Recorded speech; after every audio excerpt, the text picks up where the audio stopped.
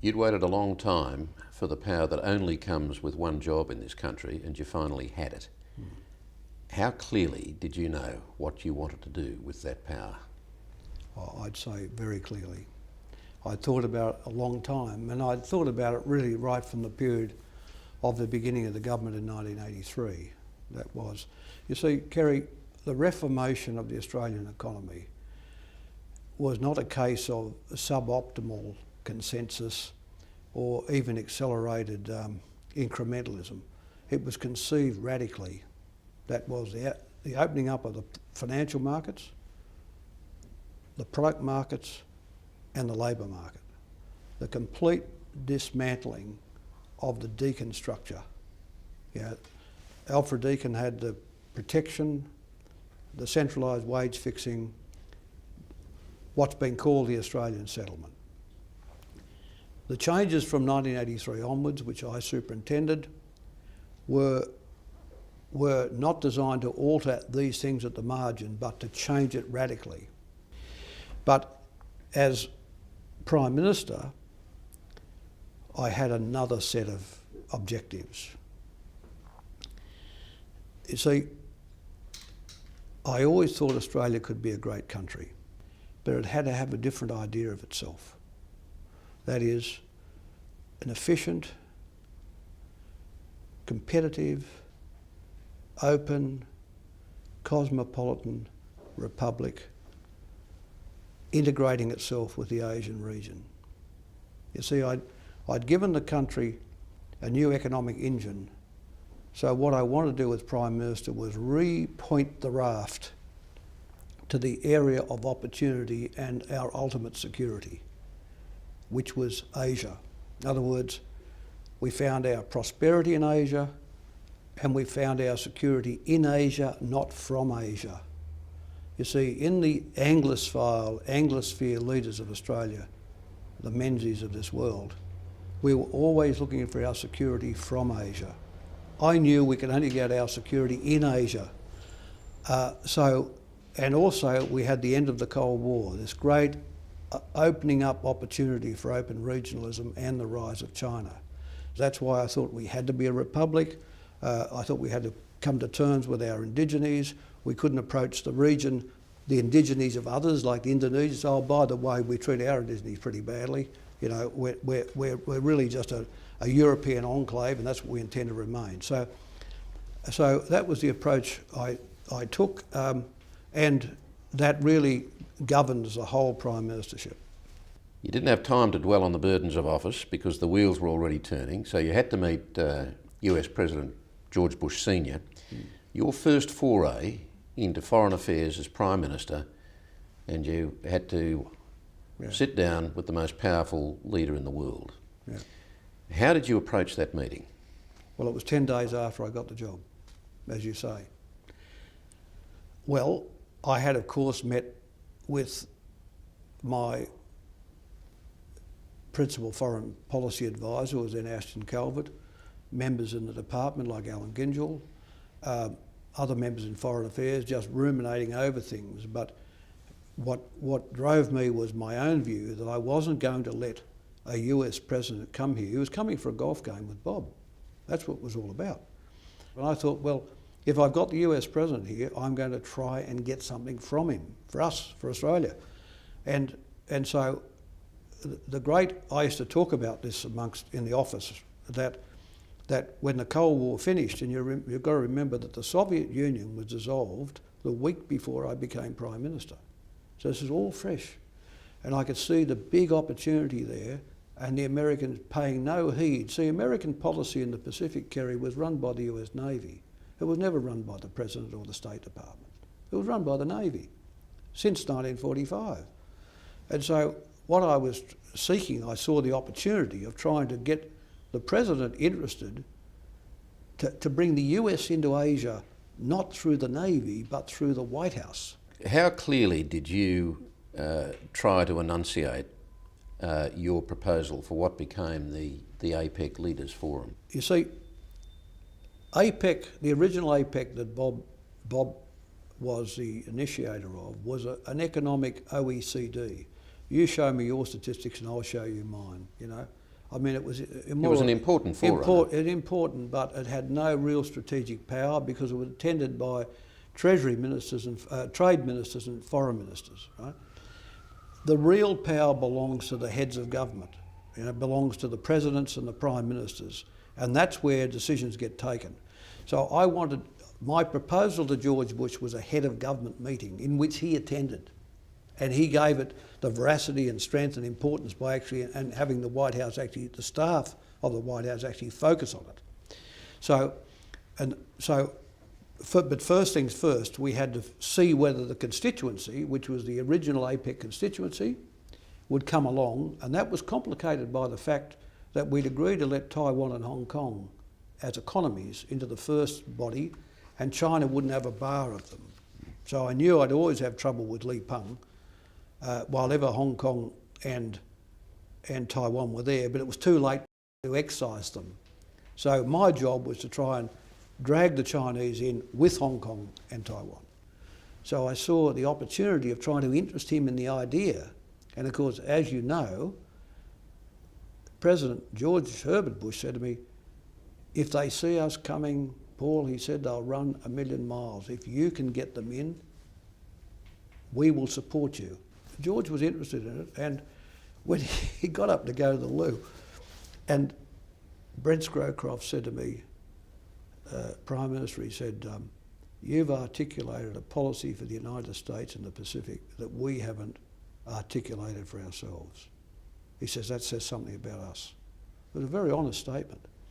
I said, well, thank you for the compliment. He said, well, let's see what we can do. Let's see what we can do.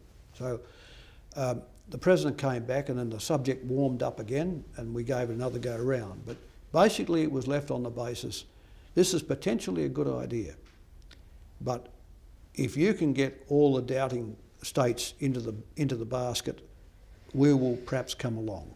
You moved quickly to make Indonesia your first visit. Why? Well, the sprawling archipelago to our north sort of governs Australia's strategic positioning. None of the sea approaches to Australia can be had from the north or the west without coming through that archipelago. There's 230 million of them. I always took the view that Suharto was well disposed towards Australia, as he need not have been, and that we had only viewed Indonesia through the prism of Timor, particularly after the Balibo Five had so influenced the debate here. So I wanted, most Australian Prime Ministers had their first overseas visit to the White House. I wanted to break that tradition and make mine, to make the point that I regarded Indonesia as a supremely important country, and that I would go there. You see, Kerry, in every strategic briefing an Australian Prime Minister had from Foreign Affairs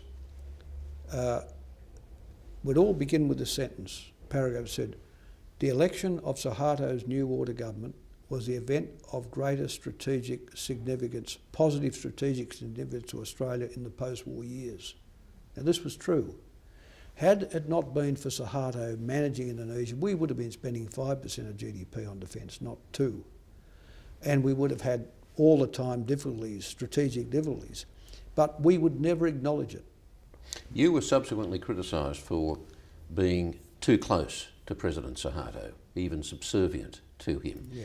What informed the way you actually presented yourself to him, the way you treated him in your dialogue? Well, I always have, I like to think I had developed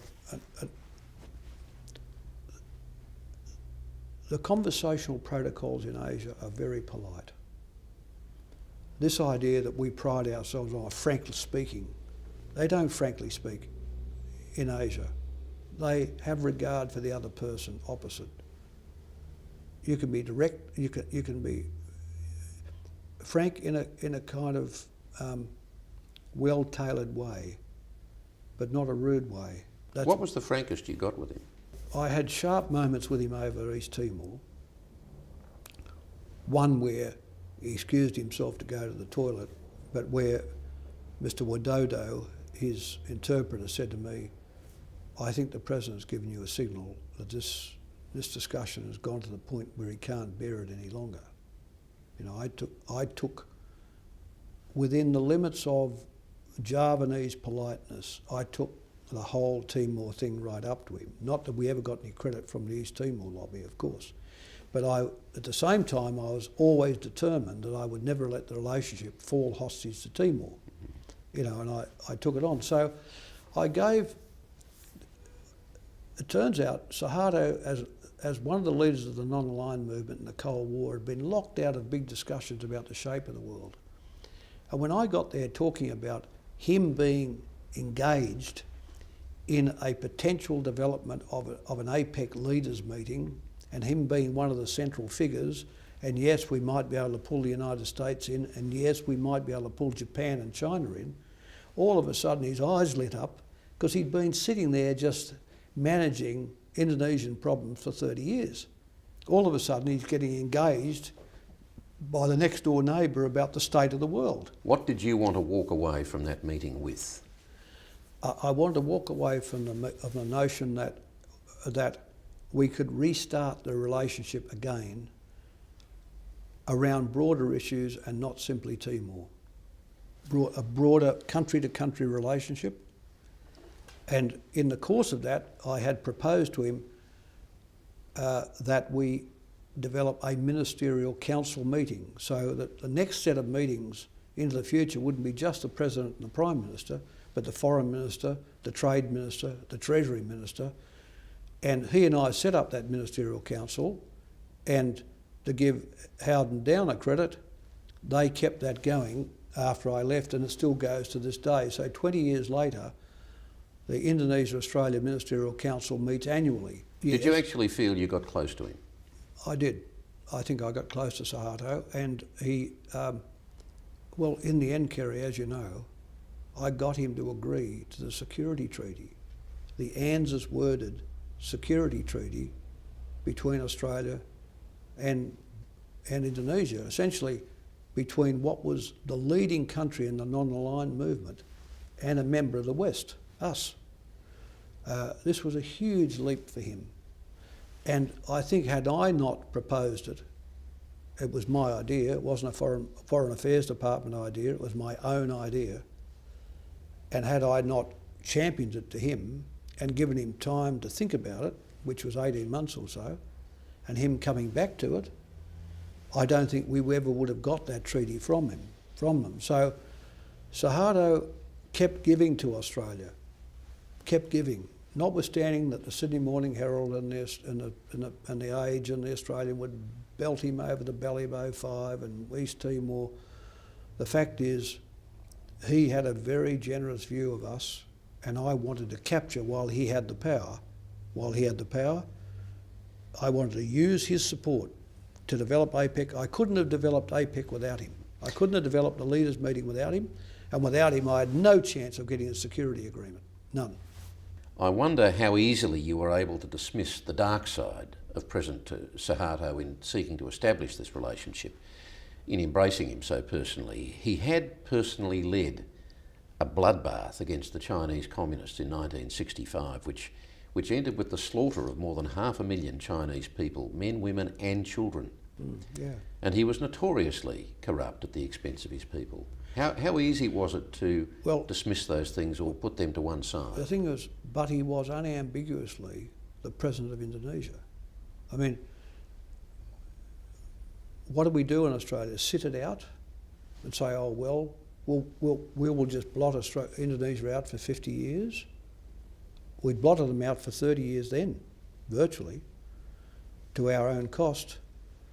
And at what stage do we accept the fact that the Indonesian people had supported this regime, and it had, and that he represented himself as their president and chief executive officer, which he was? What was I to do? The relationship we have today with this very important state, underneath it sits that core of goodwill I created with Suharto, and Suharto created with me. And frankly, without him, I would have had no chance of getting George Bush or Clinton into APEC, none.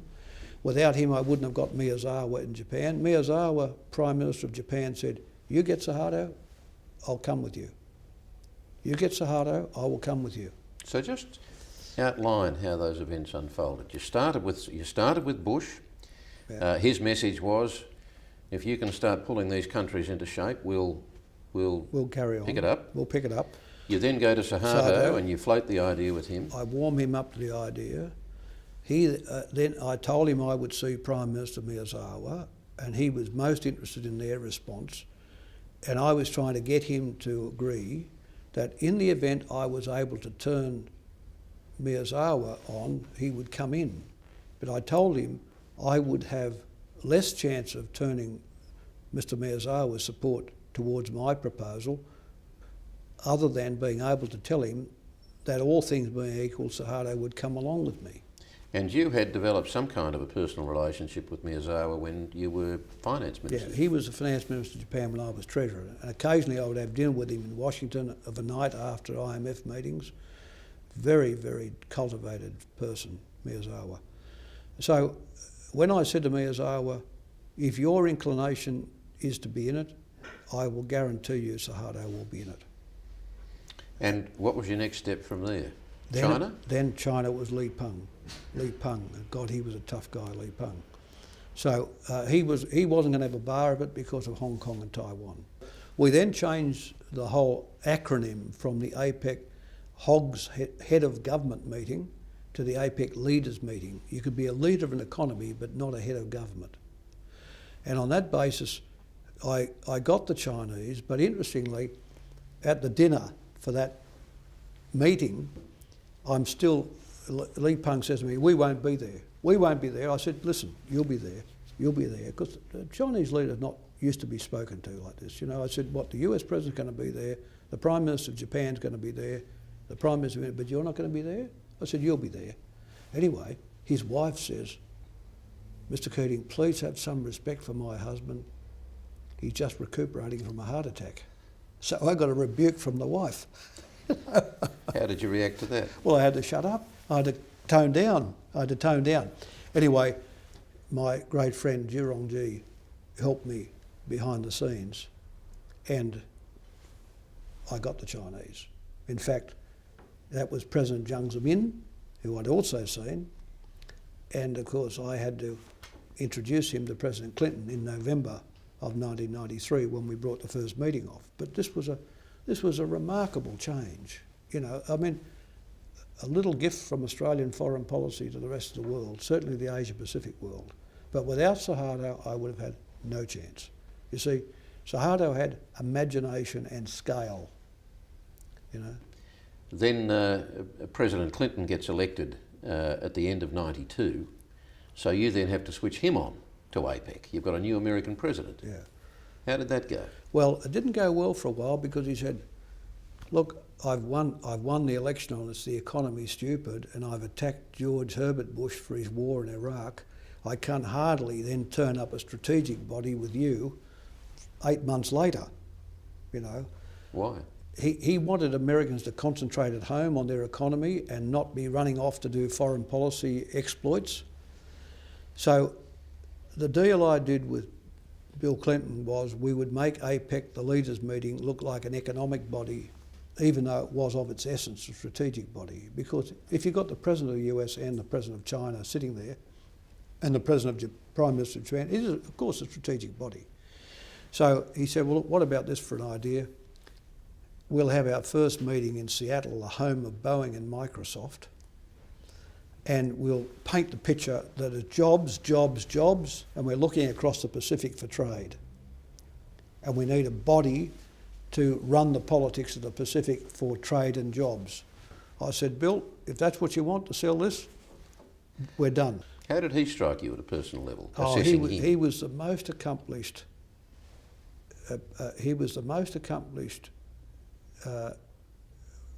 Politician, political figure, vis-a-vis the public that I've ever known. I mean, he's the most, you know, charming is not a word, an adjective you apply to most people, but he was so charming. And it wouldn't matter if you were the guy on the door and he shook your hand and he grabbed your hand with both hands and looked into your eyes. He had that thing about him, you know. But he was also called Slick Willie. Did you see any of the Slick Willie in him? Yeah, it was a terrific brain though, a terrific brain. And he couldn't quite resist the intellectual opportunity of APEC. You know, I said, look, Bill, we're from a fraternal party. I'm doing all the legwork. I'm gifting this thing to you. You know, all you've got to do is be big enough to take the gift. Did you speak to him in those terms? Yeah, sure, yeah. He loved that sort of political dirty talk. You know, he loved that political sort of dirty talk. And he came to see me, of course, to the second, we had lunch at the second APEC meeting in Bogor in Indonesia, 3 days after he lost the midterm election, the contract with America election to Newt Gingrich, and he arrived, his eyes were all bloodshot, and there was Stephanopoulos and Lake and all the other people there. And these were all his advisors. His advisors, and he said the real point, one of his real points in coming to Indonesia, apart from the formality of the APEC meeting, was to see how I had beaten the Liberal Party, to see how we'd pushed them to the right. What was the clue? How come the Australian Labor Party had stood on its feet for 11 years against a Conservative Party similar to their Republican Party? What were we doing wrong, he was saying. What were we doing wrong and you were doing right? You were running hard behind the scenes to establish a security relationship, a formal security agreement with Indonesia. Late in '95, in the shadow of an election, that came to pass. The negotiations were parallel to your push for APEC. How hard were they? Look, we had the ANZUS Treaty with the United States. The founding basis of our security agreement between the US and Australia is the ANZUS Treaty. The other state, great state, which is of material significance to Australia and governs its security environment, is Indonesia. But we had no such arrangements with Indonesia. We had the five-power defence agreement with Malaysia and Singapore and Britain and New Zealand and ourselves, but nothing with the great state to our north, Indonesia.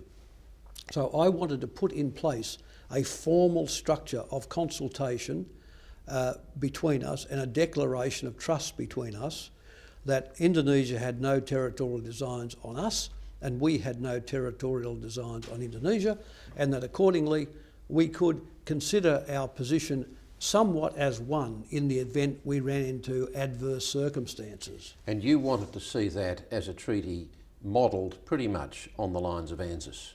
Pretty much on, in other words, of the standing of ANZUS in terms of its language. Now, how tough a request was that of Suharto? How hard would it have been for him to deliver that? Very hard. He had to deliver the army. Fundamentally, he had to deliver the army to that. He was a leader of one of the great leaders of the non-aligned movement during the Cold War. So every instinct in him would have been not to do this, you see. But I had delivered to him, and he to me, such great benefits in the development of the APEC leaders meeting, in our general bilateral relationship, and someone like him towards the end of his political life, I said to him, Mr. President, you're the only Indonesian person who could deliver this kind of structure to yourself, your country, and to Australia, you know. And in your passing, it'll never happen again. So why don't we seize the moment? We're never going to be attacking you. We have no designs on you, nor you us. So why don't we think about language which has a consultative mechanism and a proactive quality, that if any adverse circumstance does come, if you happen to be attacked or we were attacked, we have an active quality in the agreement where we consult one another. Now, why did those negotiations have to be conducted in secret? If it had been come, no, it wouldn't have happened. Suharto needed time to get around all the forces in Indonesia to bring a thing like this off. And we thought after a while he'd dropped it altogether. But at the Bali meeting I had with him, ahead of the Osaka APEC meeting in Japan, in 95. In 95, he came back to it of his own volition. And he said, by the way, your proposal of a year or more ago, I've thought about it, and I think we can advance it. And one of my suggestions are that you nominate 2 people from your side and we'll have 2 from ours, and we'll try and flesh out the areas that we need to cover in such an agreement. And I nominated General Peter Gratian and Alan Gingell from my office, and he had similar nominations from his side. And the actual work then took place between the time of the Bali meeting and the APEC meeting in Osaka. So that was a matter of months. A matter of months.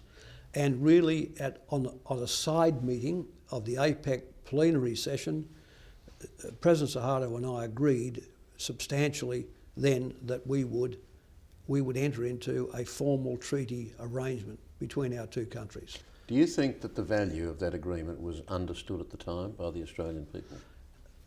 Importantly, it was supported by John Howard and his then foreign policy spokesman Alexander Downer.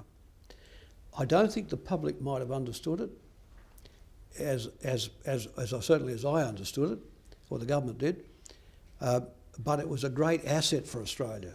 And the great tragedy, of course, was in the fracas over Timor between John Howard and President Habibie of Indonesia, the president who followed President Suharto, abrogated the treaty.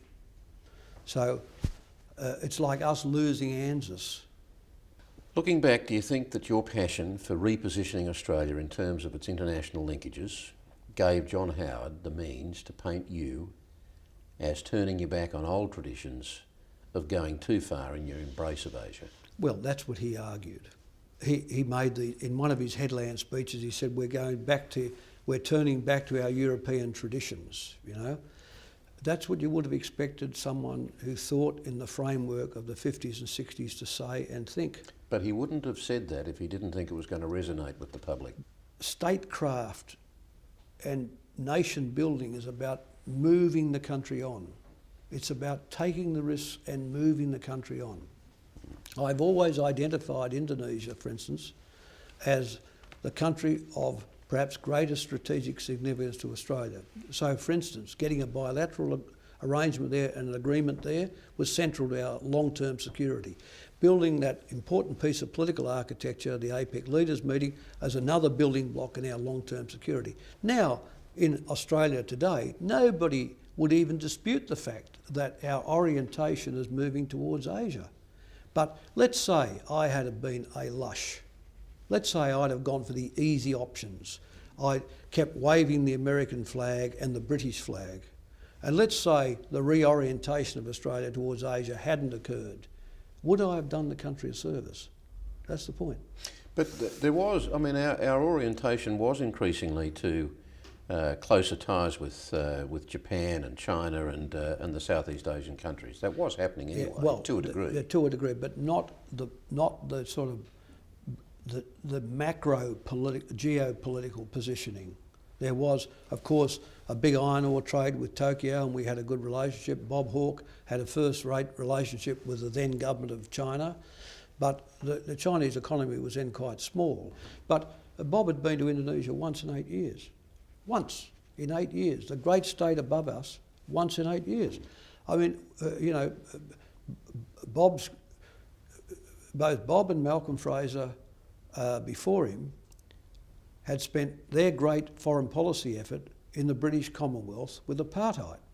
Now, apartheid was a great issue, and Malcolm Fraser's case, Zimbabwe, were great issues, but Australia's vital interests were never in Africa.